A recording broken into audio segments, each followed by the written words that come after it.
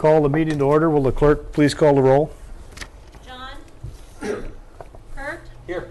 Mark? Here. Nancy? Yes. Bob? Here. Jay? Here. Cindy? Here. Okay, we have a full assembly tonight, so time for the voluntary pledge of allegiance. Would you please stand and recite the pledge? Pledge allegiance to the flag of the United States of America and to the republic for which it stands, one nation, under God, indivisible, with liberty and justice for all. Okay, now we're looking for approval of the minutes from the assembly meeting of May 4th, 2015. Move to approve the minutes. Second. Is there any changes? If not, we'll leave them as they are. And that brings us to amendment or approval of this evening's meeting agenda. Is there any changes, or entertain a motion to use it like it is? I move to approve tonight's meeting agenda. Is there a second? I would like to add 2 items, if I could, to the agenda Um, under new business. Are they action items, or are they just a discussion item? Discussion items. So you want to put them both just under New business, or wherever you want to put them. assembly discussion items we Yes, won't take action on? That'd be fine. What are they? One of them is I need to have somebody talk for a few minutes about the use of the harbor security boat. Is one of them, and the second one is I'd like to talk about the 2016 budget. The what? 2016 budget, Nancy. And just what you want to talk about on the budget? I guess we'll talk about when we get there. We can't take action on it unless it's advertised. Yeah, that's not my intent, yes. Okay. So we'll add that under discussion items.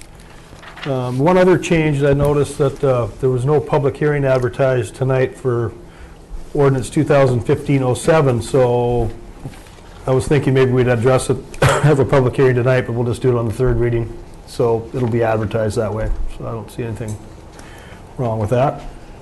Any other changes or to the agenda? Or is everybody happy with the amendments made to it? Okay. Kurt? Well, I'll second that, I guess. Did we get a second? For No, so I'll second the changes in the agenda. Okay. And it looks like it's unanimous. Everybody's in favor. I don't see anybody objecting. So we'll move forward. That brings us past public hearings. Visitors' views related to the agenda. Is there any visitors with views related to agenda items tonight? Or I guess since the agenda's been changed, do you want to talk about the security vote, Rod? Can you come to the microphone, state your name, and... Okay, I'd like to see the questions before I really, that's what I'm kind of curious. Are you ready to do that, or? I'm curious about what the questions were about, and then I try to answer them. Yeah, generally we just do discussion between the council, assembly discussion items just then, but we'll wait till then. We'll let you speak then, if there is questions. Okay, seeing nobody with views related to tonight's agenda, we'll move to visitors' views unrelated to the agenda. Is there anybody with any views unrelated to tonight's agenda? Just for the, it's too sunny out, there's only 3 people in the audience, so we're probably not going to get many comments. So there is no board, commission, or committee reports. Nothing on the consent agenda. Nothing listed under report of other officers. There was nothing listed under mayor's report, but I just wanted to let people know that the governor and lieutenant governor had a great time when they were in town on Saturday. They really enjoyed themselves, and they're looking forward to coming back to Petersburg. So I don't know if it was the weather, and I'm assuming it was the people they met, and just had a really good time. So thanks for everybody that visited with them and put in a good plug for us. And that brings us to the manager's report. So Steve, if you would. Thank you, Mr. Mayor. The Treem House on Wrangell has been dismantled and the site mostly cleared of building materials. At this point, we have, stopped our pursuit of any kind of code enforcement at this point, although I believe Mr. Treem had appealed the Superior Court decision to the Supreme Court, and that's still pending. The fence and the shed that remain on the property, and that's per the court order. They were not part of the original house destruction. Community Development and Finance is working to streamline our process of issuing building permits and other land use permits. Now that we have both departments here in the same building, we can do some things slightly different that should make it more convenient for the public. So we're working on that. Updates to the cemetery plot directory were completed and a new directory was installed prior to Mayfest. The draft comprehensive plan, we had the consultants here last week, will be available for public review within the next couple of weeks. We're doing one more kind of across-the-board review by some of the department heads that's going to take place over this next week. They will then incorporate any changes they have into that. We'll make a big deal about it being out to the public and put it on the website. We'll make hard copies available, and we'll be looking for public input through the end of June. So, again, it should be available for everyone to look at in the next couple of weeks. The Community Development Department has begun the process with the attorney to develop procedures and notices, letters for use with the new nuisance ordinance. As we change that ordinance, we need to go through the process of making sure all of our documentation is kept the right way and that we've got a series of procedures to use for that process. Sandy is putting the final touches on a proposed ambulance fee increase. This will be presented to the Public Safety Advisory Board possibly this Wednesday.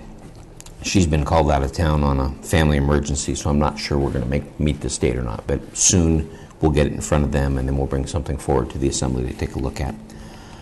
If you hadn't noticed, CCON has started the South Nordic project. Please, for the public, be aware of the work and keep a lookout for trucks and equipment and obey the flaggers that will be stationed for everyone's safety. I think tomorrow they're working on Singley Alley Bridge to Nordic, and a lot of that will be closed off at various times, so it'll be important to pay attention. Thanks to Parks and Rec, Public Works, just about majority of the borough staff in one way or another for helping to put out and take down food court tents, empty trash, clean up afterwards. Again, just thanks to everyone who helped make Mayfest as successful as it was. Wastewater staff has been working to remedy the mud flow from the landfill sludge area. Hauling rock, pretty much, I believe all of that is pretty much done. The hill has been graded in the sense that it's we shouldn't have any more runoff there, and AEDC has been here, took a water sample on May 4th. We don't have the testing results back, or am I out of date? No, you're Okay. correct. So we're still waiting on the testing results on that, but we're expecting everything to be okay. Wastewater treatment crew is still seeing some success with the composting of the sludge. The composter is fully operational at this time, but the loading and turning that is a bit labor intensive. We're doing it by hand. We've budgeted for next fiscal year a telehandler that was to move that and make that happen. Carl's going to be working with me, and we'll see if that's something we can do earlier, or if we need to wait until the July 1st new budget. PA recently approved a rental agreement to allow the borough staff to rent the tribe's wood chipper. We'll be using that as, chipping branches and stuff, using the chips to go into the compost process to make that work. So it works out well. We get rid of some of the landfill add-ons, don't have to burn it, and turn it into compost. The new collection truck delivery is estimated by the vendor to be 175 days. So the clock started on May 1st, so it looks like it'll be late October or early November. This pushes back the start of the Blue Cart program by a month or so, and we plan on working with Riggers Trucking, the existing contractor who's been doing it, to see if they'll be willing to do a contract extension to take us until the end of the process when the truck and the carts are all here.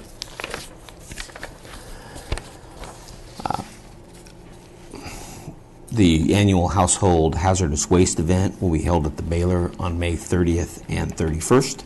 Residents may bring chemicals, oil, paint, etc. up to the Baylor from 9 to 3 on those days for free disposal. So pass the word. We are advertising a small surplus auction in the motor pool. Information is available at Public Works or on the borough's website. Chris and Carl attended a partnering meeting with ADOT and CCON on Wednesday, May 13th. And it's something new by the groups, but its purpose is to make sure that all of the participants in the South Nordic Haugen Drive project can sit down and talk through and make sure that we all are talking the same language and working on the same things to make sure the project continues to move forward quickly and efficiently. So we'll see how that turns out. They'll be meeting throughout the project to make sure that happens. Our annual audit has been scheduled for August 3rd, and finance and the rest of us will be going through the pre-audit and test of the controls the week of July 13th. So we'll start getting a lot more back and forth between the auditor and us as we go through the procedures. Anna is working on entering the electric adjustments for the North Harbor electric bills. She will enter the manual adjustments per the Power and Lights request for the prior 3 months of activities, and then we'll go back through the process of back billing that. We had, with the big set of tides, we had some problems in the Middle Harbor on the water line. Buildup of silt and mud coming out of Hammer Slough, we assume, buried the line enough that when the thing started moving, it was too much weight for the line, and actually the line pulled apart. With the assistance of Glenn Reed, the maintenance crew, and local divers, we were able to pull the line out of the mud, salvage the anchors and the hookups, and we've ordered the supplies, and Rock and Road will assist us in fusing the line back together sometime in the next couple of weeks. We will, in the meantime, there won't be potable water in the Middle Harbor, so I apologize for everyone. It will be available in the North and South Harbor. So, reminder to the public, May is the time to renew your launch permits, so see GLOW and the harbor staff. The DOT project related to particularly this extension of the bike path is actually posing some problems for Power and Light. The project engineer is actually wanting us to move more poles than we expected. So it'll be one of those things we'll try to work out. Major issue is part of that bike path is actually right over top of one of our main buried lines. So Power and Light's going to work with Carl and the ADOT and CCON and make sure we try to get some compromises here. May necessitate relocating about 1,500 feet of our three-phase underground line. So we'll see how that turns out.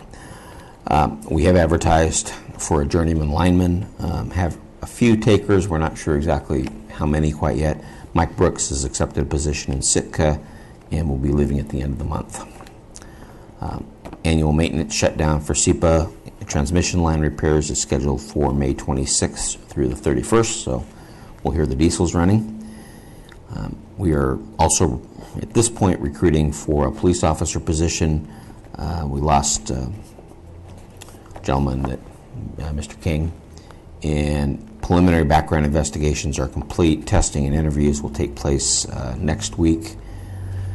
We hoped for kind of 4 to 6 applicants. I think it's fewer than that at this point. So we'll see how that turns out. Kind of thanks to Corey Rowley. He was our temporary officer we brought in when we had some officers out on disability. His last day will be the 20th, and just want to thank him for all the work he did for the community, kind of stepping in and helping us out. And part of the budget cuts from the state, the Petersburg prosecutor's position that was added a couple of years ago through pressure from the local community has been terminated to the state budget process. Chief Swihart spoke with the district attorney last week. They have no updated staffing plan at this point. They did lose some clerical staff as well. We're expecting reduced services going back to probably more how it was before. We don't know what the extent of that's going to be at this point yet, but we'll keep the community informed as we know. That's it. Thanks. Any questions of the manager? John? Yeah, I have 3 just quick questions. One's for Carl. Carl, on the composter, we used to have, that's PIAs, isn't it? We had motors and automatic timers on that. Have those died, or? The staff has been having to do a bit of maintenance to get that machine back up and running. They've got everything working now, though. Because that made it a little less labor intensive, so Yeah. that was helpful. Okay. The labor comes in when they're actually mixing Right. the sawdust with the compost, or the Yeah. sludge, excuse me. That's Yeah, and emptying it, that's Yeah. ugly. Okay, thank you. I had two questions for you, Steve. One was on the, I went to the meeting with doing the comprehensive plan, and just because I'm a cheap person, and it's costing us $300,000, I was really hoping, and I really like a lot of the ideas they've come up with. I think they're kind of bold and little bit, they'll be interesting. Anyway, but they were good. The things I was wondering about were, we've spent millions of dollars in 20 years in the economic development program, and I was thinking there's got to be hundreds of economic ideas that have come over the last 20 years, because that's a really good committee. We've had good directors, and I didn't see any of those in there. Again, trying to recoup that $300,000, I was hoping there'd be a lot of economic emphasis of what we could do, how we could make differences, what we could develop as a community to, sort of care for ourselves and move on business-wise. And is anything like that coming about? I can quick two things to that. First, just as a reminder, the money that was spent on the comp plan was actually part of the borough transition money provided by the state to form a borough. So it did not come out of the general fund. It was basically a grant from the legislature. On the economic, and give you an example, the earlier meeting that we had with the comp plan folks and the kind of bigger planning team, which is about 12 to 15 people, went for just over 2 hours and could have gone for another 2 hours. The meeting we had with the assembly was obviously a much more scaled down version of that. So to answer, yes, there were more specifics on the economic portion of it. That appears throughout the plan in a lot of different places, everything from, talking to the school about more focus on VOTEC type things, apprentice programs, talking to the harbor folks about, opportunities to expand their business. So in the whole plan as itself, and I think you'll see that when you have a chance to, when it's given to you to look at, there's a lot more of that in there. So whether that's going to be enough for you, I can't answer that, but I can tell you didn't get a chance to see everything. Okay. So. And the last thing, and it's my fault, I couldn't figure out how to stream it. The governor had talked about 1:30 today about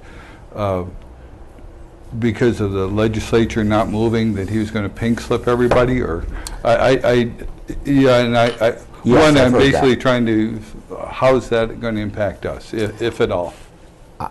I have to believe it will have an impact. I don't know what it will be. What the governor said was that because the legislature has not approved a full year's budget and only $2 million, he will fund basically Department of Corrections, so people are watching any prisoners, a few other things, and notified state employees that gave them the 30 days notice, basically, that effective July 1st, the majority of them will be out of work. So what its impact on us, we've got state employees who work here. I don't think he got into specifics in the speech from what I could tell about withholding payments to any of the municipalities, but anything's possible. Thank you. Any other questions of the manager on his report? Okay, excuse me. Seeing none, we'll move to unfinished business. First item under unfinished business this evening is ordinances for second reading. First ordinance, or the only ordinance there, is ordinance 2015-07, an ordinance amending section 4.33 of the Petersburg Borough Code to establish a transient room tax fund and rescind resolution number 2004, which had established guidelines for appropriation of funds generated by the transient room tax. I'd entertain a motion to adopt this ordinance in its second reading. So moved. Is there a second? Second. Been moved by Member Strand, seconded by Member Haverlick to adopt ordinance 2015-07 in its second reading. Any discussion? Just a little Cindy? bit of discussion, because I want folks to understand the implications of this. The committee agreed to dissolve itself, and that committee, the Transient Room Tax Committee in the past, had some funds available to it to hand out as grants. That money, now that it goes into this fund, may be allocated directly to the Chamber of Commerce. The Chamber of Commerce board has talked about how to handle that extra money, and they don't anticipate granting grants. However, they are willing to entertain partnering on projects. So this still will be available to the organizations in the community for things that are appropriate, that benefit tourism and visitation in Petersburg, but not as an outright grant. That was a little unwieldy to manage. Okay, any other discussion? Seeing none, will the clerk please call the roll? Jay, Yes. Bob, Yes. Cindy, Yes. John, Yes. Mark, Yes. Kurt, Yes. Nancy. Yes. Okay, ordinance 1507 passes unanimously in its second reading. Now, that brings us to new business on the agenda this evening. And first item there is an ordinance. It's 2015-08. It's the number. An ordinance declaring that property conveyed to the borough in a tax foreclosure proceeding is not required for a public purpose and shall be disposed of by the borough. I'll entertain a motion to adopt the first reading of ordinance 2015-08. So moved. Second. Okay, it's been moved by Member Gregor and seconded by Member Haverlick to adopt this ordinance in its first reading. Any discussion? Seeing none, will the clerk call the roll? Kurt, Yes. Nancy, Yes. Bob, Yes. Cindy, Yes. Jay, Yes. Mark, Yes. John. Yes. Okay, ordinance 2015-08 passes unanimously in its first reading. Next ordinance is of the same nature. It's an ordinance number 2015-09, an ordinance declaring that property conveyed to the borough in a tax foreclosure proceeding is not required for a public purpose and shall be disposed of by the borough. Entertain a motion to adopt this ordinance. So moved. Second. Been moved by Member Gregor, seconded by Member Haverlick to adopt ordinance 2015-08. Any discussion? Mr. Mayor? Yes. You said 2008, I think you meant 2009. Yep. Yeah. Just 2015-09. I don't want to back up. I want to keep No, moving. yeah, So, yeah. any discussion on that? Clerk, call the roll. Nancy, Yes. Bob, Yes. John, Yes. Kurt, Yes. Jay, Yes. Mark, Yes. Cindy. Yes. Okay, ordinance 2015-09 passes unanimously in its first reading. I was thinking about the elk steak I'm going to cook up after we're done here, actually. Okay, the next item on the agenda is ordinance 2015-10, an ordinance amending City of Petersburg ordinance number 940 relating to the Board of Directors of the Southeast Alaska Solid Waste Authority to add provisions for an alternate director. I'll entertain a motion to adopt this ordinance in its first reading. So move. Second. Okay, moved by Member Strand, seconded by Member Logadakis to adopt ordinance 2015-10. Any discussion? Clerk, call the roll. Cindy, Yes. Jay, Yes. John, Yes. Mark, Yes. Nancy, Yes. Kurt, Yes. Bob. Yes. Okay, ordinance 2015-10 passes unanimously in its first reading as well. And now we're looking for authorization to allow the new old-time Chautauqua group to camp at Sandy Beach Park for an extended period of time while performing service projects in Petersburg. I'd entertain a motion to authorize this. There's a motion been made by Member Havlick, seconded by Member Lynn to authorize them to stay at Sandy Beach Park. Discussion. Kurt? Just for clarification, seeing I'm kind of involved in this, and I'm not even going to be here, but I kind of got wrapped up in it from the very beginning. But anyway, we, as I was talking to Paul about where they would like to camp for this two nights, I believe, and 3 days in town. His preference was Sandy Beach, and I had some other alternatives that I thought I'd have him look at, but his first preference was this. So if they could get this would be great, for them. Even though logistically, moving that many people from Sandy Beach into town with vehicles could be a problem, but they're still willing to work around that. So, but this is a very diverse group of people, anywhere from senior citizens to young children. So I don't see a bunch of rowdy people, going to be at the park and tearing things up, or, so I see Donnie's done a really excellent job here on setting up some guidelines, and I think if they would approve of those guidelines, I don't think there'll be any problem.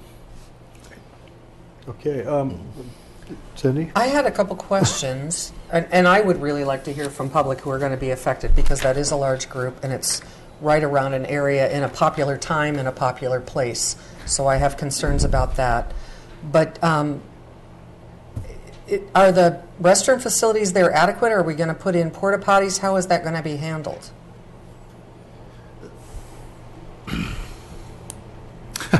Okay, that's my first concern. And then technically, the bathrooms are adequate, but for that big of a group for 2 full days? Right, when you have that many people not just coming to visit, but camping there, and so, you have your morning bathroom breaks, your evening bathroom breaks, the afternoon bathroom breaks, that's going to be a lot of wear and tear on those facilities. I suspect it'll take a lot more cleaning for us to take care of. I mean, on Saturday night over Mayfest, I got a phone call saying, hey, by the way, someone decided to miss the toilet. And so, we ended up on Sunday morning making sure that all the bathrooms were cleaned. Those types of things are going to happen constantly to us. And I was curious to know what kinds of projects they will be doing in exchange for the camping space. And that may be directed towards Kurt. That was one of my questions as well. Donnie actually has a project set up for them. We do. We've got a couple of projects that we'll be working with them to get taken care of. It'll be brushing. It'll be we've got a couple other. They're all Sandy Beach projects. We just purchased, as part of the finishing grant of those shelters that we got a little bit ago. We got some new fire rings that they will help us install. Also, a couple other new barbecues too. Okay. Thank you. Any other questions, Jay? Yeah, a couple of things. First off, I don't know why we're discussing this anyway, given the ordinance last year. I personally think it's your show, Donnie. If it goes great, you take the celebration. If you decide you want to do it, great. If you decide you want to do it and it goes poorly, it's on you. That's why you're a department head. I mean, frankly speaking, I don't want to make this decision. You're a department head. And second, though, a question for you is, does this make sense to you as the department head? It does. I mean, I have to weigh the issues. And the reason that I brought it specifically to the assembly was because of the fact, number one, it's over a 3-day period. If it was the Girl Scouts saying, hey, Donnie, by the way, we're going to have 15 people out at Sandy Beach, no big deal. Psh, great. Never should come in before the assembly. But when it's something as big as this, 3 days, possibly 55 people with the large amount of use, plus also the community coming in a week before the 4th of July, I need it to be in a public forum where the community has an opportunity to voice their concerns, if there are any. And right now, this is the forum that I have to be able to accomplish that. Fair enough. But to clarify, yes is the short answer. You're in favor of this. I am. Roger, thank you. Yep. Kurt?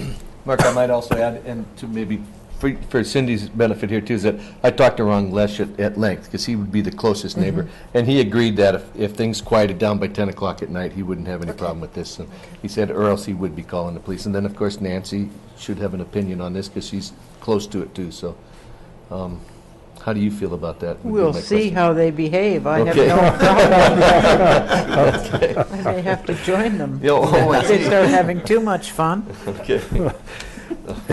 Any other questions or discussion on this authorization we have before us here? Seeing no hands going up, will the clerk call the roll? Cindy, You would start with me. Yes. Jay, Yes. Bob, Yes. Mark, Yes. John, Yes. Nancy. Yes. Kurt. Yes. Okay, they have been authorized to stay at the park as long as they behave. So, communications. I don't have any. Anybody else have any communications? Okay, we'll move to assembly discussion items, and under there, Assembly Member Lynn wanted to discuss the harbor security boat being used by the auxiliary Coast Guard Auxiliary, I believe, and the 2016 budget. So, Yes. what do you want? Let me start with the first one, with the Sure, harbor security boat. I've been contacted, asked questions by about a half a dozen people in both service areas. They've seen the harbor security boat going up and down with the Coast Guard Auxiliary using it. And I haven't seen it myself, but they, quite frequently. The questions to me, which I couldn't answer, and I said I'd certainly ask the question is what is the borough's policy on the use of that boat about taking it away from what they say is the basic purpose of rescue and emergency services, so to speak.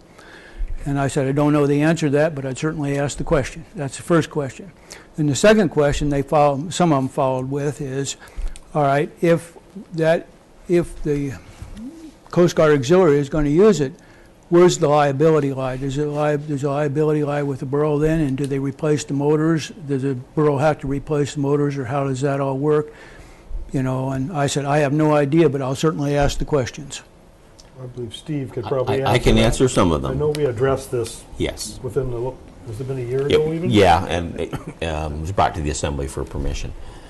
And Rod is here, who may be able to answer some of the questions from the auxiliary. A couple things. First of all, the boat was purchased using Homeland Security grant funds.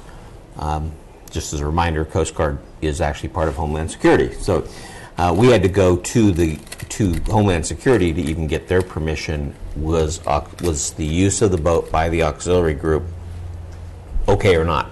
And they said thumbs up. I can't speak for the auxiliary mission and things that they've done, but in some of the conversations, everything from supporting the Coast Guard here to helping boaters and doing boat checks. So all of that fits within the policy of how that boat was supposed to be used, or can be used, I should say.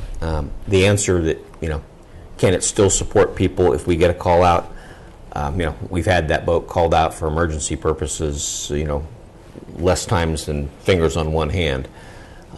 That was part of the deal going in, and the conversation with the auxiliary was, look, if you're out there on a mission for the Coast Guard, and we get an emergency, can you respond? Can we radio you? And the answer was yes, up to a certain point. They can go off duty as Coast Guard members and go on duty and actually and respond to an emergency if they needed to. I don't know that we want to necessarily do that, but they can do it. At one time, one of the auxiliary members was one of our EMTs. I'm not sure he's still involved or not. Okay. So from the borough's perspective, I don't think we thought there was much of a risk of that. One of the big advantages was getting other people qualified as boat operators. That's one of the problems we've had with the use of the boat. The police have used it a couple of times, and we have a limited number of operators. So the auxiliaries actually helped us with that as they've qualified their folks, and which allows us more people in the case if there is actually an emergency. We've got more people we can call upon. So that's kind of the liability piece was also covered.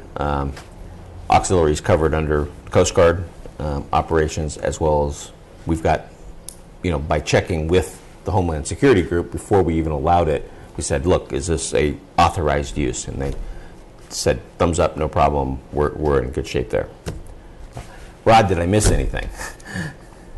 Or say anything wrong? No, I don't think so. All of it was all right. The one question about if we can use it, if we're out on the people that see us going up and down the Narrows, most of the time we're doing that, we're doing training. This is what we're doing out there, we're on training. We're not out there just running around on the boat. There's no question about that. I have to have orders, I have to have approval from Secretary General to even take the boat out. Most of it is training. A week ago, we took it. I went out as far as Banana Point, went to Two Tree, went over to St. John's. This is in our patrol area for the boat.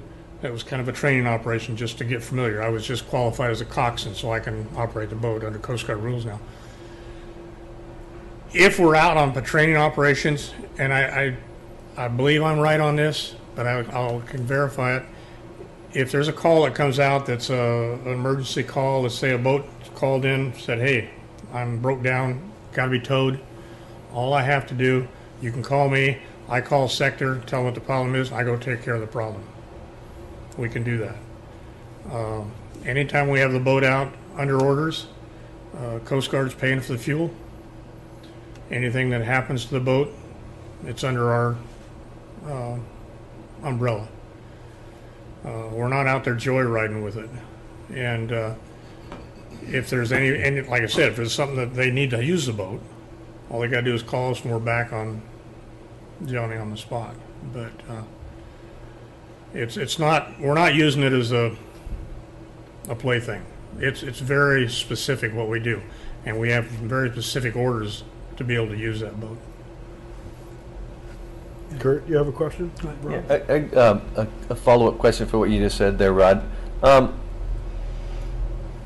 Anytime you have a rotating motor, you have depreciation.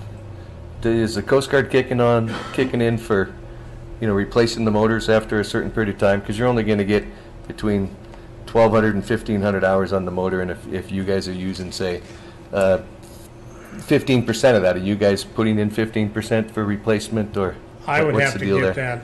that. Okay. I'd have to get a definite answer on that. Okay, thank you. But on the other side of that coin, I know until we started using it, it sat in the harbor and never turned an engine until, maybe once or twice a year. You know what I'm saying? Mm-hmm. So, exercising it isn't going to, and we're not over, our regs, as far as what we're told what to do and what we can do, are a lot tighter than what the boat regs were to begin with. I mean, they don't let us go out there and just play with the boat. That's not our mission at all. Mr. Mayor, if I could add something too. One of the reasons when Bruce Jones approached me about this a while back that I listened goes back to our connection with the Coast Guard, is trying to find as many ways as we could to work with the Coast Guard and in positive ways. As we've heard from our lobbyist in D.C., when they go to evaluate communities, that's one of those things that they look at, which is how well do they work with us, everything from housing and all that stuff. And the auxiliary is an opportunity for us to work, kind of in a sense with the Coast Guard. The auxiliary members are all local Petersburg folks, and it allows us to work well with them and potentially score some points when it comes down to when they start talking about possibilities of removing the mooring station if it ever came to that. So anyway. Good points. So any other? No, John? go ahead. Yeah, Mr. Mayor, I see this as all positive and virtually no negatives at all. I really appreciate the cooperative effort, and I think it's a great program. Well, we did vote as an assembly to authorize it Right. in the past, so, so we had similar discussions then. So, Thank you. Yeah. I was asked by a number of people, and I said, well, I'll ask the question because I didn't know the answer, and Right. thank you. I appreciate it. Because if they see us out there, we have the banners. We're not trying to hide anything. Yeah. We're doing one of two things. I call it all of it training. If I go out for anything, it's called training, and because I'm learning something. But it's a training operation so that we're proficient. When they qualified me as a coxswain, it took me like 3 months, I think. But we were out here, and if you look out here in Frederick Sound, it probably looked like we were just going in little circles, just putting around out there doing nothing. But we were doing search patterns the way that they want us to do it. We have to learn how to do that. So we're not out there just, you'll never see a pole on the boat. We're not out there playing. I don't think this was, at least what I heard, wasn't the question of the people. Was that part of it was, it's always available. I mean, we're back anytime. We usually don't, there's going to be a few trips. The next 2 weekends we'll have it. I've got orders to take it.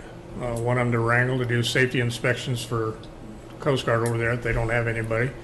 And the other one is to Point Baker to do safety inspections, commercial and recreational down there. And it's a way to, it's a good community service, I think. I think the question's been answered, so, yeah. All right, thanks, Thank Rob. you. Rod, thank you very much for coming. Now, the other discussion item that Member Lynn wanted to talk about was the 2016 budget. Yes. You know, we just voted on raising the mill rate in Service Area 1. And after I voted yes, and I drove home, was driving home, and it's beginning to bother me that we voted, we said, I've seen in the paper it was going to be $4 per 100,000, and let's say we had 3 million. I don't know exactly what we have in Service Area 1, but 3 million of evaluated property. That equaled to about $30,000 to $40,000. And I voted yes, and if I had to do it over, I'd vote no. And I'll tell you why, is that I think it's time we've got to take a look at the 2016 through 2018 in revenue generation. And when I say that, I'd like to see a spreadsheet that shows what we anticipate taking in as revenues without, through those 3 years, without any embellishment or anything else, because I don't have any basis from which now to judge one way or another. I'd like to see what it is. And then I'd like to see a assembly discussion maybe sometime after our mayor returns, that we can talk a little bit about it. And from there, I'd like to see, is it going down, is it going up, is it going to stay static? And talking with the governor and folks, it's going down. This question is how much. The other part that bothers me is that I don't want to have a big impact on borough employees. And if we can make some begin to make some adjustments and make some changes, that go out over a 3 or 4 year period, we don't have to make, cut your arm off and cut your leg off, which I've been involved with before. So I'd like to see some alternatives that looked at that, like a 10% reduction, a 20% reduction over those years, and what effects that would have and what it means. And I'd like to see us to have some discussion on that before we say, well, we got to go generate more revenues. Then the next part of that discussion, I think, has to be open with both the hospital and the school, between all three of us as a group, as a board and as an assembly, to have that discussion of their budgets and our budgets before we begin to make any kind of rational, decisions about whether we need to increase or not. Anyhow, I'd like to see that process kind of take place before we get into the 2016 budget. How and where, I'd like to see it after, the mayor returns, take place. But anyhow, that's my concerns that I'd like to lay out. I'd add one other thing to that, is that what I also thought about is that when we made that decision to increase the mill rate, what we did is we pushed a lot of the burden of that. It's not much money right now, but we pushed the burden on that to our younger population. And if you look at the plan that's coming out, we in Petersburg here are going to have, I don't remember the exact figures, but the largest aging population in the state of Alaska. So 33%, I think it was, of our population are going to be tax exempt, essentially. And so we're going to put more of the burden on the younger folks in this town whom are trying to, make a living and so forth. And I think that needs to be part of the discussion. And with that, I'll just open it up. That's my thoughts, anyhow. Okay. Well, I think the manager is, communicating with the CEO of the hospital and the school. Yeah, we were all sat in this meeting together. So yeah, there is concern. So, and in fact, they're having their meeting tonight, right? The school board. So that's where our finance director is over at the school board meeting. Yeah. So, is any questions of Bob or any other comments on these two items? Only that you make some good points, Bob. One thing I heard when we sat in that comprehensive plan meeting is that a goal of the comprehensive plan is financial sustainability. That's something that I also talked with the governor about. It's like there are certain things we're concerned about, like the ferries, but we're not always going to be there with our hand out. We do understand that the financial picture is changing, and we're looking creatively as a borough at how to address that. So, good points, Yeah. and I think that is our ultimate goal, that That's we want to look at discussion, being yeah. more sustainable. Thank you. Any other, John? I would agree with this discussion. I think the more we can plan for the deficits, the smarter the ramifications will be. That, with the school, with the hospital, with our public employees, the services we offer, because as much as I hate to say it, we're spoiled and we're kind of a welfare state. We're used to our handout, but we don't like anyone saying, "Oh, we're cutting back Parks and Rec, we're cutting back library." But I think the more people know about the budget and the consequences, the more they'll be willing to understand we have to do that, or you're going to have to come up with paying something. And on the comprehensive plan, I know the ideas they came back with, saying that you're going to have to incorporate some taxes or do away with some tax exemptions. They're all, as we know, aren't ideas that people like or then they've already voted down. So the more we can prepare people for this and plan for these, they're definites. I mean, it's not something that we think may happen. It's going to happen. And the more we can get them involved, I think the better off our decision making will be, and the more understanding we'll have from the community. Yeah, at least, the state hasn't even passed their budget yet. Right. And that's first time, there might be a state shutdown, and they don't know what their revenues are. So, yeah, we do need to keep an eye on it and have these discussions as a whole community, I think. So I think it's good to...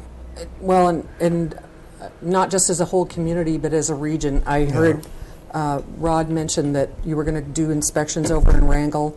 KFSK did a report on the hospital, and I went with Angela Denning through the microbiome lab. One of the things that they mentioned is we test the water for Wrangell. Those kinds of cross-pollination between communities. Hospitals is another part of that equation. We're really, as money from the state becomes less and less, I think more cooperation between communities is going to be essential.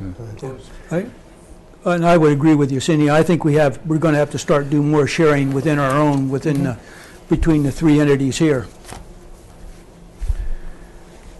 Okay, yeah, it seems like, we've had this discussion with the hospital board, and I'm sure we're going to have many more because the budget, especially the states where we rely on a lot of money, is going to get tighter and tighter. This is just the start of things, until, some other revenue stream shows up. Hopefully it does.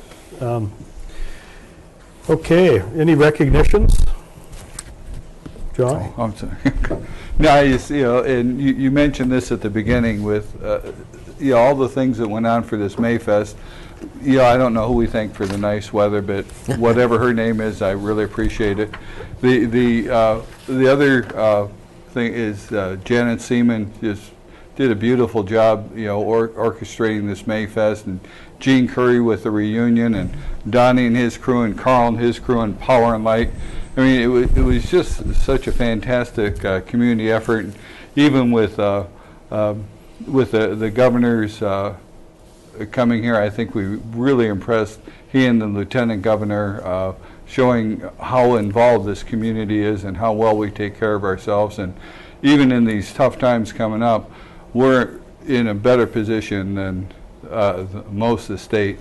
And even as one of my lesser assembly people mentioned, I'd like to thank Glo Wallen for the great job she did at the speech for with the governor, showing how the Petersburg people come here and are involved, and they've served their community, and the foundation party she had with Rasmussen, showing that we are supporting our community and we're giving grants to each other, and she'd be a great lobbyist. That person even mentioned we can get rid of our own lobbyists and just put Glo out there, because he's not going to take no for an answer from anybody. See, Kurt, I gave you some credit. Did you have something? I just wanted to recognize a couple other people. Just adding to your point, Janet Holton was the festival chair, and she did a great job. It was a very small committee this year, so especially admirable considering how many people are in town. And we had, I think, 2 extra days of activities. Things really stretched out throughout the week, which was great because we had so many reunion folks here. A couple other people that I wanted to thank, Amber Burrell, who we changed the Dolly Derby because not many dollies were being caught to the Little Fist Derby. We normally had 60 kids. This year there were 119 who signed up, so that was pretty special. And I also wanted to thank Ellen Rossowitz, who helped out, Matt Lenhard, who not only volunteered the school's equipment, but when the bridge broke on the base in the middle of the pageant, was able to find a replacement, a replacement instrument so that we could continue to have music through the rest of the festival.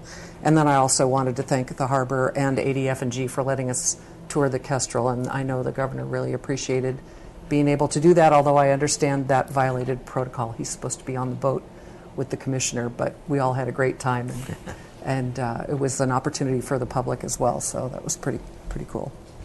Is there any other recognitions this evening? We'll entertain a motion to adjourn. So moved. Second. Okay. All those in favor say aye. Aye.